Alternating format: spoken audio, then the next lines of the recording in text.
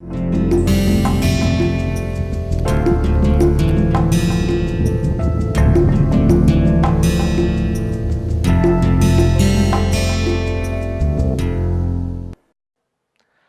and welcome back to this lecture series, Introduction to Literary Theory.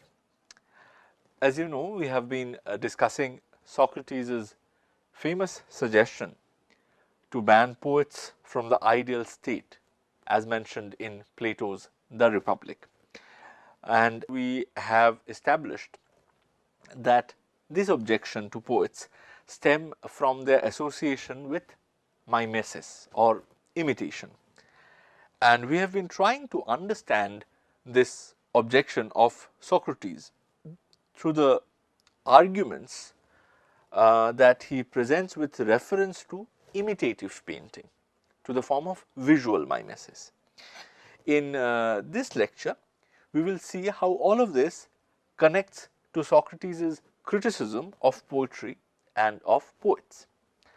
However, before we can get to that discussion where we move on to Socrates' arguments about poetry and poets in particular, we will have to stay with our discussion on mimesis and the art of painting a little longer. And we need to clarify certain other things before we can enter the domain of literature proper. So, as I mentioned in my previous lecture, Socrates in the Republic considers mimesis to be corrupting for two distinct but interconnected reasons. The first reason, as I have already explained, is that mimesis deals in appearances rather than in reality and is situated at a third remove from the true form of a thing. The second reason for which Socrates considers mimesis to be corrupting is because he thinks that it confuses our sense of distinction between knowledge and ignorance. Since this is a somewhat complex argument that Socrates makes, we will try and unravel it slowly. And to begin with, let us consider these lines that Socrates utters in Book 10 of the Republic. A painter will paint a cobbler, carpenter, or any other artist, though he knows nothing of their arts. And if he is a good artist, he may deceive children or simple persons when he shows them his picture of a carpenter from a distance, and they will fancy that they are looking at a real carpenter. Now, the wording of this passage is slightly deceptive, and indeed a cursory reading of these lines might suggest that here Socrates is talking about something that is similar to the kind of experience that we might have when we go to watch a 3D movie in a cinema hall. The 3D projection in the movie theater can fool us, or at the very least children and simple-minded persons, into believing that they are looking at real human beings rather than at simulations or images. Similarly, we might think that what Socrates is saying is that a crafty painter can fool children and simple persons into believing that the carpenter on his canvas is a real three-dimensional person rather than a painted image. However, if we read the passage in the broader context of Book 10 of the Republic, we will realize that this is not really the kind of deception that Socrates has in mind here. In fact, what Socrates is referring to here is the painter's ability to make us believe that he is so knowledgeable in the art of carpentry that the man he has painted as a carpenter is precisely what an ideal carpenter looks like in real life. Similarly, he can also make us believe that he knows the art of cobbling shoes so well that his portrayal on the canvas is a true representation of how a cobbler looks and behaves like in real life. In other words, a painter who represents through his paintings different kinds of men engaged in different kinds of profession might fool people into believing that his portraits are realistic because he personally knows all about these professions and these crafts that he is portraying on the canvas. Therefore, the painter poses to the people as an all-knowing person.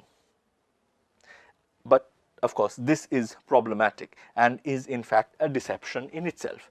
As Socrates points out, and I am quoting Socrates here, whenever someone tells us that he has met a person who knows all the crafts as well as the other things that anyone else knows, and that his knowledge of any subject is more exact than any of theirs is, we must assume that we are talking to a simple-minded fellow who has apparently encountered some sort of magician or imitator and been deceived into thinking him omniscient, and that the reason he has been deceived is that he himself can't distinguish between knowledge, ignorance and imitation.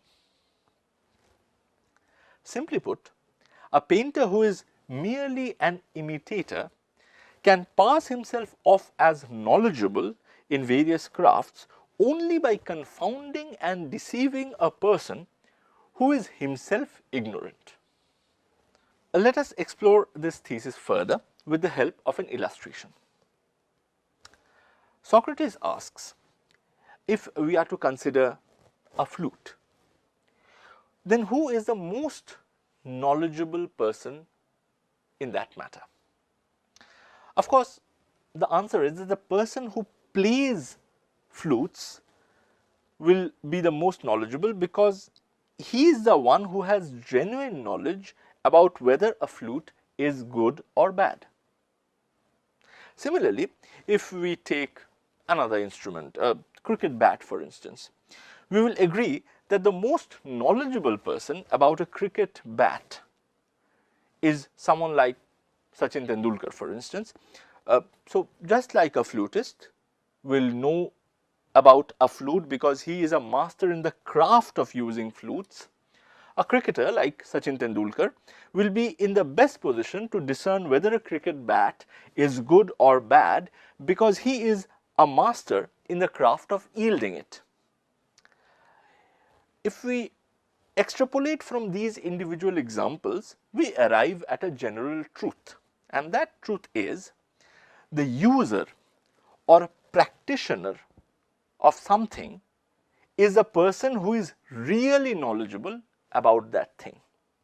In the words of Socrates, the beauty and correctness of each manufactured item, living creature and action is related to nothing but the use for which each is made or naturally adapted.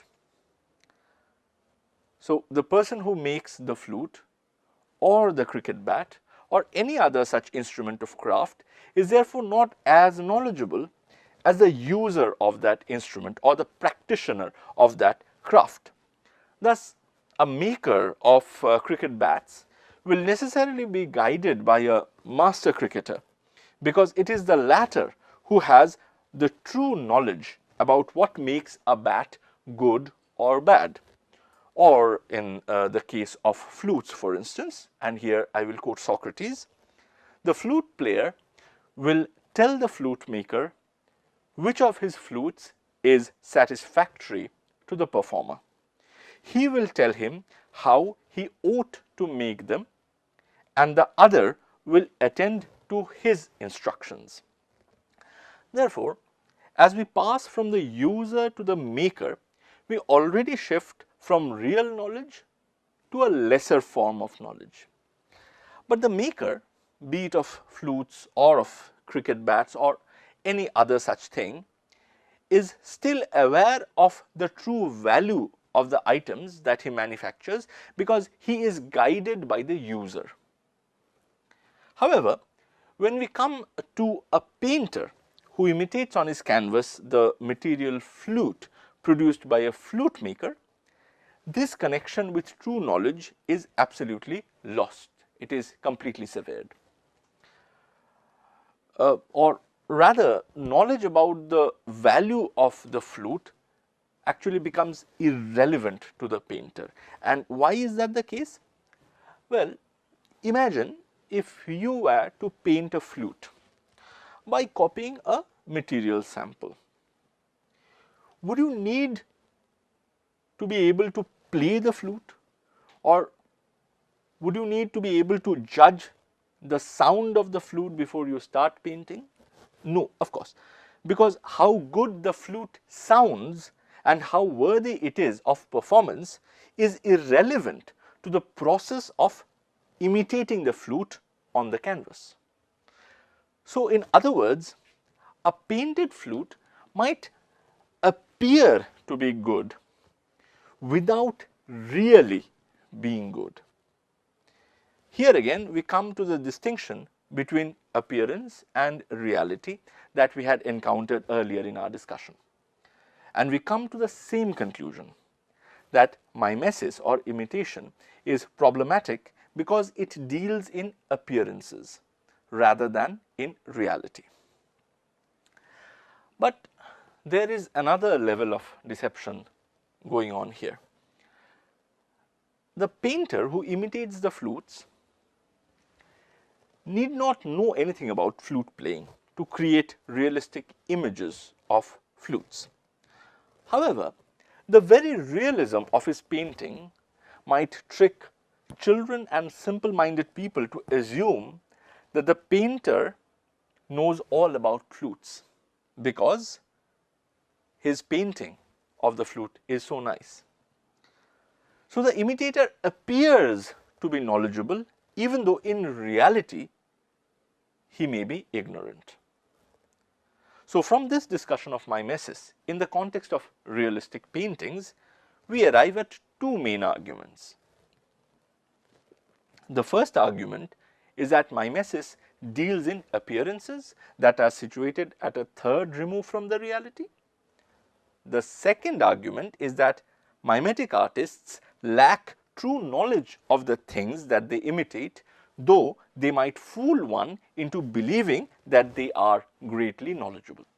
Now, let us take these insights on mimesis and see how they apply to the work of the poets who imitate the actions of men. It is very easy to explain the opposition to poets and poetry that imitate morally reprobate characters and their degenerate actions.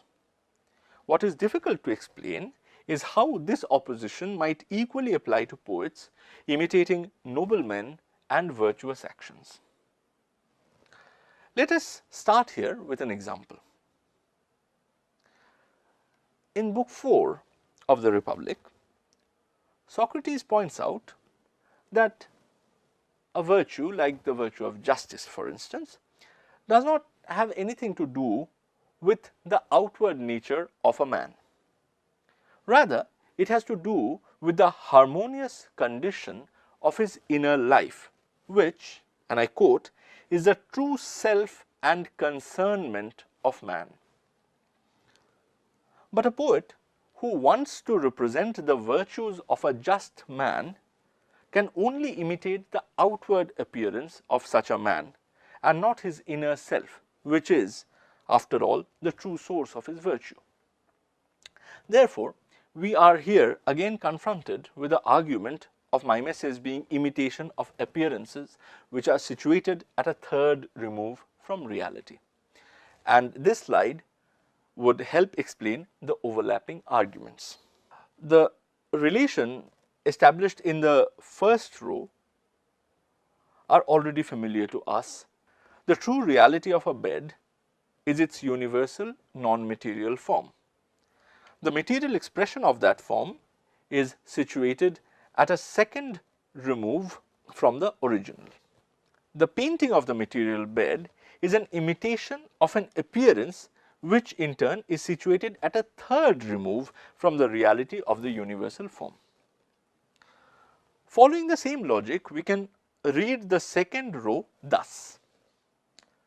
The true seat of a virtue like justice, for instance, is the soul or the inner self of a man. His outward action are particular manifestations of that original virtue and are at a second remove from the soul.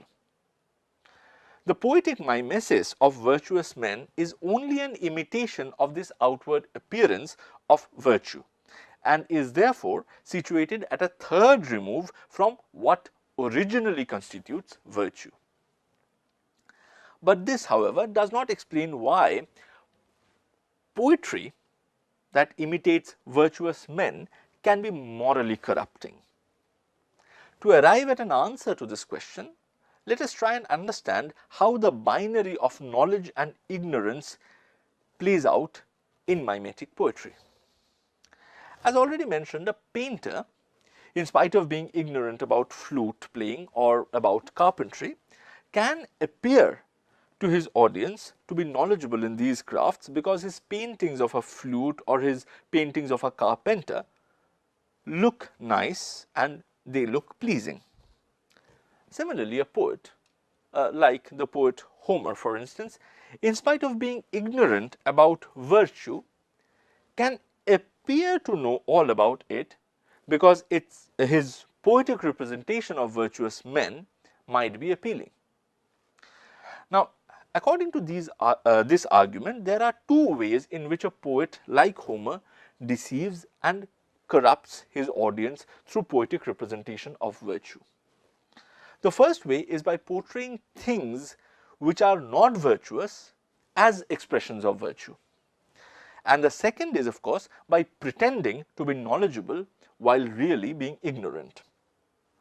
Let us take the first of the 2 points. How or why does a poet portray things which are not virtuous as expressions of virtue? As I have mentioned before, virtue, according to Socrates of the Platonic dialogue, is a matter of the inner self. It is a matter related to the soul rather than the outward man. And one of the key features of virtue is a harmoniously organized inner self. The most identifiable sign of a man possessed with a harmonious inner self is his quiet and controlled nature. So, in Book 10, Socrates says that a virtuous man with a rational and a quiet character will always remain pretty much the same under any given circumstances. He will remain unmoved. Indeed, this very calmness, this very unchangeability of a character under varied circumstances is what marks him as virtuous in Socrates' scheme of things. However, as Socrates also points out in Book 10 of the Republic, that such a virtuous character is difficult to portray through imitative poetry. And this is because a poet depends on imitating the outward actions and emotional expressions of a man to portray his characters. So, they cannot portray a virtuous character if there is no great outward manifestation of that virtuousness. What the poets therefore end up representing as virtuous characters are characters who act in an exaggerated manner and try and express the inner nobility of their character through those exaggerated actions. Yet, according to Socrates' worldview, this exaggerated outward manifestation of the inner life represents not a virtuous soul at all, but rather its opposite. It represents a soul which has not achieved the inner harmony that is essential for virtue. So, all the men of apparently noble character who are represented through their virtuous actions in poetry are according to Socrates, not virtuous men at all. They only appear to be virtuous. And as we already know, appearances are deceptive, removed from reality. So just as a flute, which may look good in painting but might not be good in reality, a character who appears to be virtuous in poetry might not be virtuous at all. This is one of the ways in which an imitative poet deceives his audience, even while apparently portraying virtuous men and their noble actions. The second way that the imitative poets deceive and ultimately corrupt their audience is by posing to be knowledgeable about virtues. It was a common practice in the Greek world to which Plato belonged to make young children read poetry of poets like Homer or Hesiod, so that they are able to learn the nuances of a virtuous character and they learn how to be virtuous themselves. In today's context, this will mean something like exposing the children to good movies or good novels so that they can grow up to become like the virtuous characters portrayed in these movies and fictions. But Socrates identifies a problem here. Just because a poet like Homer portrays virtuous characters, we assume that he will know a great deal about how to be virtuous. Yet, this might not be the case at all, because following Socrates' arguments, we have already established that a painter who imitates a flute on canvas might make the image of a good flute without knowing anything about flute playing or about the distinction between good and bad flutes. Similarly, Homer might not know anything about how to be virtuous in spite of his ability to portray characters who appear to be virtuous. Since we will not go to a painter, we do not go to a painter of flutes to learn the art of flute playing, we should also not therefore go to poets who represent virtuous characters to learn the art of being virtuous. Yet, we often confuse mimetic portrayal of virtue with true knowledge about virtue, and therefore we start regarding the poets like Homer, for instance, as our teachers. This confusion, Socrates suggests, can have serious consequences for the impressionable minds of young men, and this is why he wants to ban the poets from his ideal city-state. Apart from these reasons that I have already stated, Socrates in the book 10 of the Republic also raises another objection against mimetic poetry. For Socrates, to develop into a virtuous individual, one should be guided by reason and keep in control that irrational part of one's nature which gets easily excitable under the influence of images and appearances.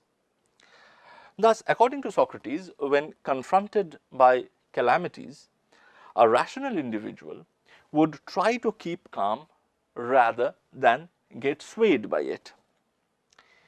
He would use his reason, this rational individual would use his reason to keep in check the desire for weeping and wailing and showing exaggerated manifestation of his grief.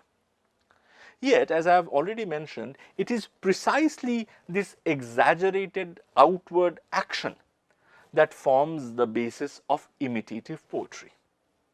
So, poetry, rather than enhancing the faculty of reason, according to Socrates, appeals to the baser, passionate nature of an individual.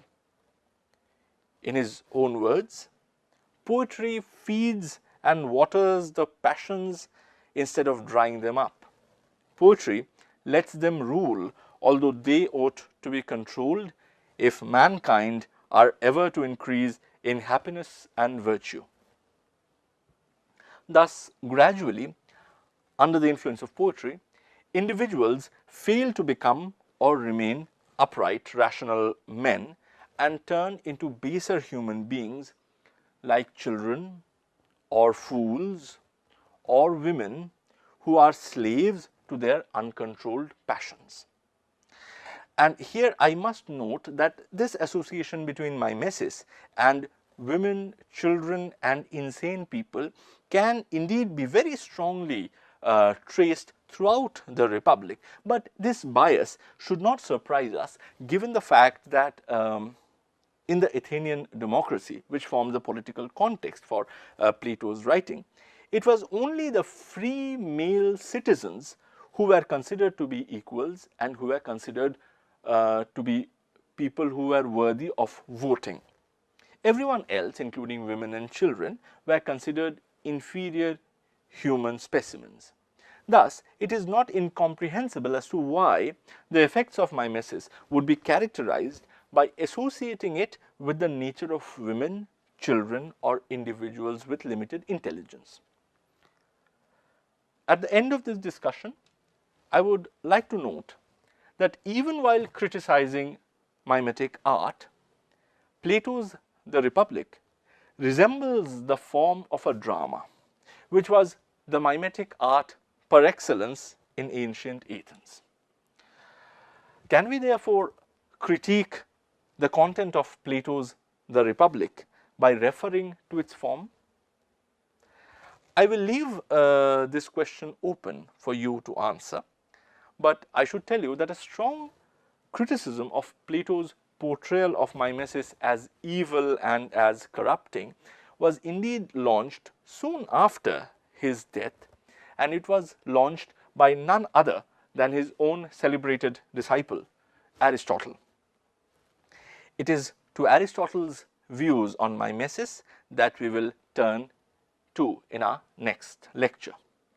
Goodbye.